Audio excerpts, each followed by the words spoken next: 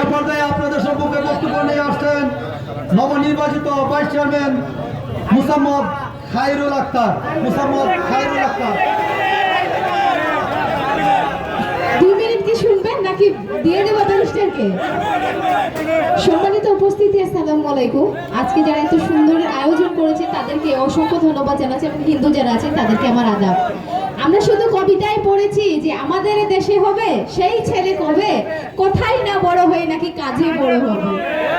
তো আমরা এখন বাস্তবে প্রমাণ পাচ্ছি যে আমাদের ছেলে কিন্তু অলরেডি হয়ে গেছে কাজ করার জন্য।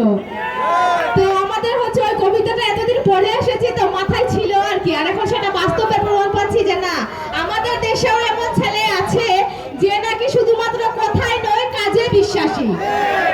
তো আমি হচ্ছে আজকে সুযোগ পেয়েছি তো 2 মিনিট কথা বলার, তাই আমি ভাইস চেয়ারম্যান নিয়েই 2টা কথা বলি আর কি। এমন সুযোগ আর হবে কিনা জানি না।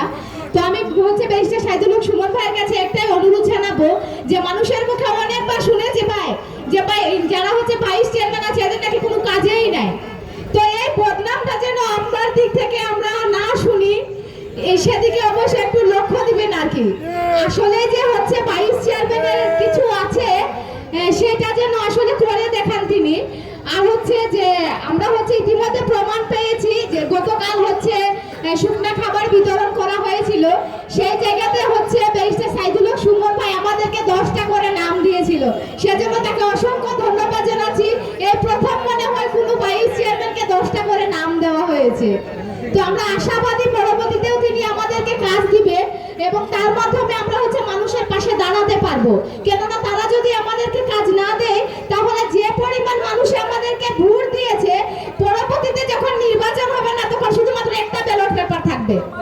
তখন বলবে কি শুধুমাত্র উপজেলা চেয়ারম্যানকে দিয়ে যদি কাজ হয় তাহলে ভাইস চেয়ারম্যানের 2টা ব্যালট পেপারে ভাই সিল মারার কি দরকার? তো এমনটা যেন না আসে আমাদের কপালে। আমরা অনুরোধ জানাবো যে ব্যারিস্টার সাইদুল হক সুমন ভাই যেন আমাদের দিকে একটু সুদৃষ্টি দেন এবং আমরাও ভাই কাজের মেয়ে, আমাদেরকেও কাজে লাগান। আমরাও এটা ব্যবহার করতে চাই যে আমাদেরকে ব্যবহার করুন, তবে আমরা ভালো কাজে ব্যবহার হতে চাই, খারাপ কাজে না।